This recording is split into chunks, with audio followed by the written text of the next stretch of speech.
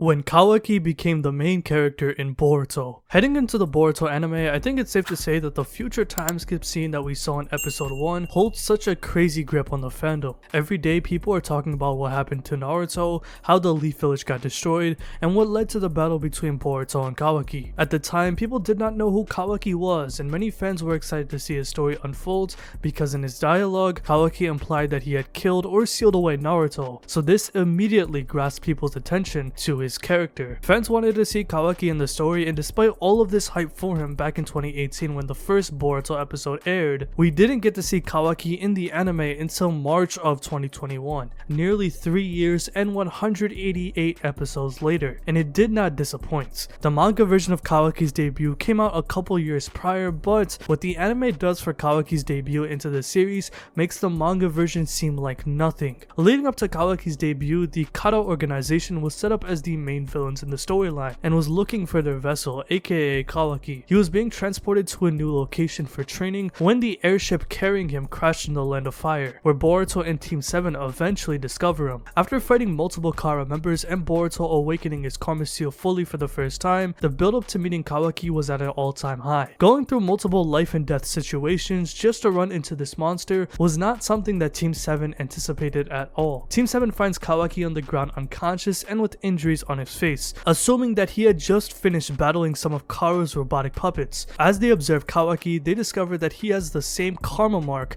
as Boruto, which begins to hurt the two of them, as Kawaki is going through a traumatic flashback of his father selling him off to Jigen. Kawaki then awakens in a rage from the dream of Jigen taking him in, since we know the suffering Kawaki went through from Jigen, in order to master the Karma Seal, and he creates a massive explosion just from his awakening alone. Immediately, Kawaki looks at Team 7 as enemies, as he doesn't trust anyone around him. And despite Boruto showing his Karma Seal to Kawaki to reconcile with him, Kawaki thinks that they are Kara trackers hunting him down, so he becomes incredibly hostile toward them. Just when Kawaki is about to attack Team 7 and begin to fight, they are interrupted by Garou, an outer member of Kara who is trying to retrieve Kawaki back. This is where we get Kawaki vs Garou, which is one of the best episodes in the entirety of the Boruto anime. After waiting for 3 years for Kawaki to appear, this is one of the best character introductions I've ever seen. Boruto episode 189 is a classic episode. It's one of those special episodes in the Boruto anime, and you know what I'm talking about. The crazy animation, fantastic art style, and beautiful taijutsu sequences is what made this episode one of the best in recent times. Kawaki vs Garou was an amazing fight, as Kawaki displayed his scientific ninja tools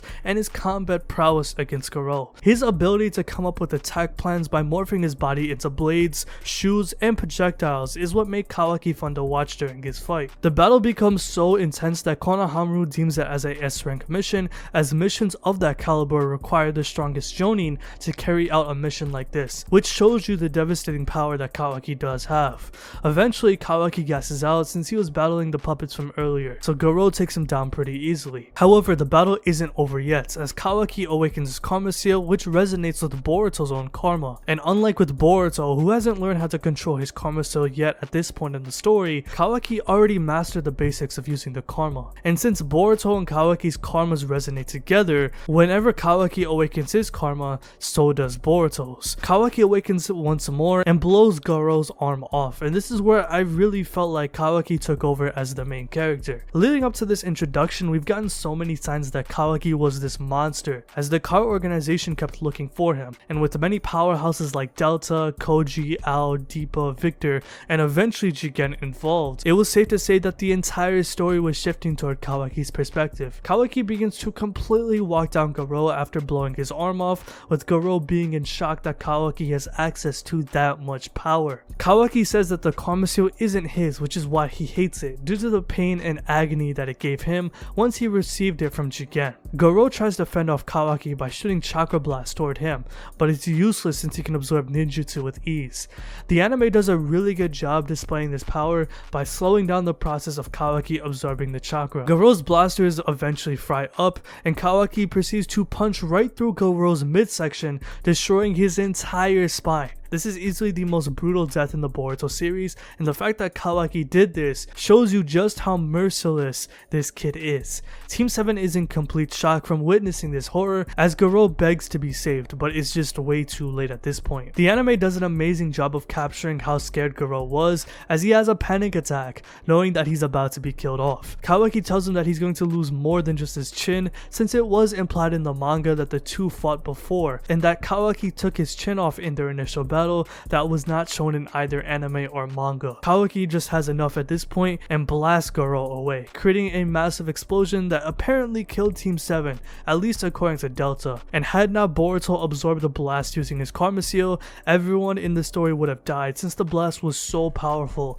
that it destroyed the entire mountain that Kawaki and Garou was battling on. And this perfectly displayed Kawaki's ruthless aggression, as he has absolutely zero mercy for anybody's life but his own. This story led up to a massive battle and introduction of his character, and in my opinion, this was perfect. As a fan, I don't think we could have asked any more from Kawaki's character or the story writers, as they've incorporated Kawaki into the story so seamlessly, creating this brutal dynamic between Boruto and Kawaki. This is the first step in the direction of the Boruto series becoming much more brutal, as prior to this, while there are some dark moments that has happened, such as with the Mujina Bandits arc and the Kara activation arc in the Boruto anime, Kawaki sets a completely different tone that changed the trajectory of the story and the rest of this cast. After this battle, Kawaki becomes a regular in the story, and even till the current chapters of the storyline, at times Kawaki did feel more of the main character than Boruto did. Kawaki is obviously the second main character in the story, so he's going to share heavy minutes at the forefront,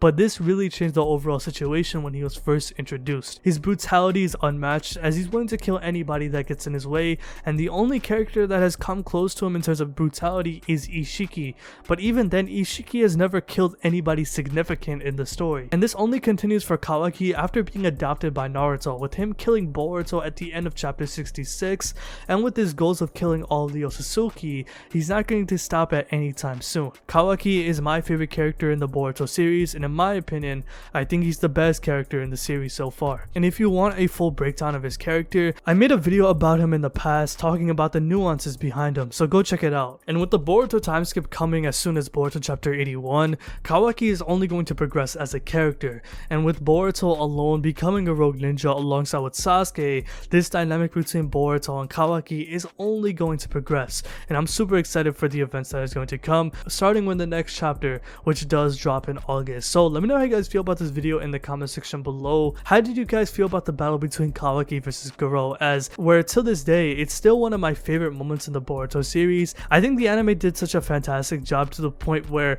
no other anime episode past episode 189 has even matched this level in terms of animation, art style, and even storytelling, man, because while there have been some pretty damn good episodes past 189, in my opinion, this is my favorite episode in the Boruto anime. I don't think in terms of hype and animation and execution of the story has even reached this level of episode 189. While we've had some great episodes after, such as episode 204, 217, 207, 208 for example, I think 189 is in a category of its own. And the only Boruto episode that I feel like has reached this levels of animation is of course Boruto episode 65, which is probably the best animated episode in the Boruto anime and will be for some time. But I definitely do think Boruto episode 189 comes very close. It is a very uniquely animated episode, as it is the only episode in the Boruto anime that follows the exact manga art style that Ikimoto has, and to this day many fans are still asking for the art style of that episode